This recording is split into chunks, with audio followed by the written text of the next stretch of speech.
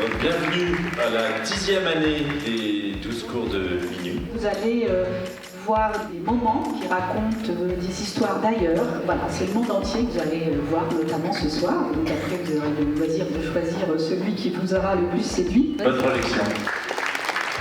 Ce festival, il est né donc il y a 10 ans. J'avais fait un court-métrage que je voulais présenter et Philippe Lyon a loué cette salle, l'espace Reuilly, pour faire une projection. J'ai proposé à des amis de présenter leur film aussi, donc on a fait une projo de, je sais pas, plus ou moins 1h30. Et il y avait plein de monde, c'était hyper sympa, hyper convivial. Et en 2014, on s'est dit, refaisons une projo. Et très rapidement, c'est devenu un festival qui s'est reconduit d'année en année. Voilà, avec Philippe, et puis ensuite avec Ludivine, puis ensuite Alexis, et puis cette année Juliette. Et voilà, et donc ça fait 10 ans. Ce qu'on aime bien, c'est qu'on fait quand même un petit voyage dans différents coins du monde. On découvre des cultures différentes. On raconte pas des histoires, on filme pas de la même manière en Égypte, en Chine, en Bolivie, en Iran. Chaque année, c'est des surprises, c'est d'une richesse à chaque fois. On n'est vraiment jamais déçu en fait quand on vient là. On découvre plein de choses. Toujours ce panel très international qui permet de voir plein de choses. C'est vraiment un très beau festival, un très bel événement. C'est le même temps qu'un long film en fait d'1h30, sauf qu'on voit plein d'histoires différentes et ça se ressent dans le public en fait. À la fin de chaque histoire, on entend les gens parler ou alors être sous le choc. J'ai beaucoup aimé surtout l'humour qu'il y avait dans la plupart des films.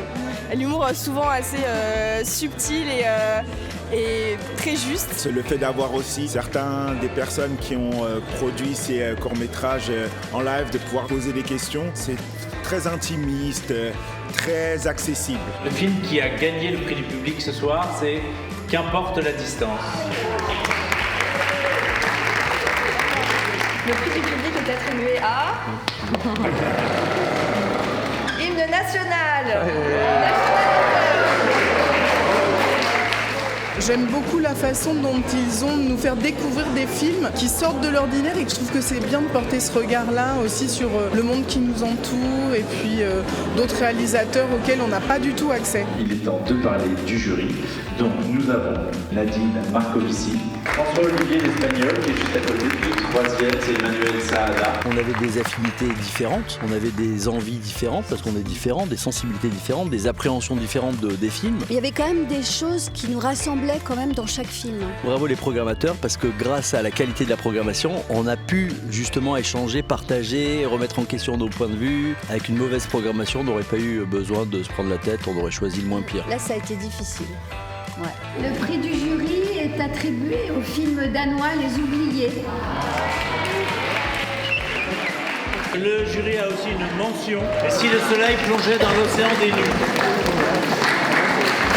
On a eu vachement de plaisir à voir des films, à vous les partager. Et on va continuer, a priori. C'est vraiment un endroit où on découvre des histoires et plein d'endroits différents du monde, donc avec des cultures vraiment différentes. Et je pense que gratuitement, on peut faire un chouette petit voyage à travers le monde et boire un verre et manger des petits choux délicieux à la fin. Bon. Et discuter avec les réalisateurs, avec les spectateurs, on peut se faire des amis. L'an dernier, j'étais venue toute seule, je connaissais personne. Je me suis mise à discuter avec des gens du public en attendant justement le compte-rendu du vote. Et c'était très agréable, je vais comme ça discuter à bâton rompu. Je trouve cette formule extrêmement fédératrice.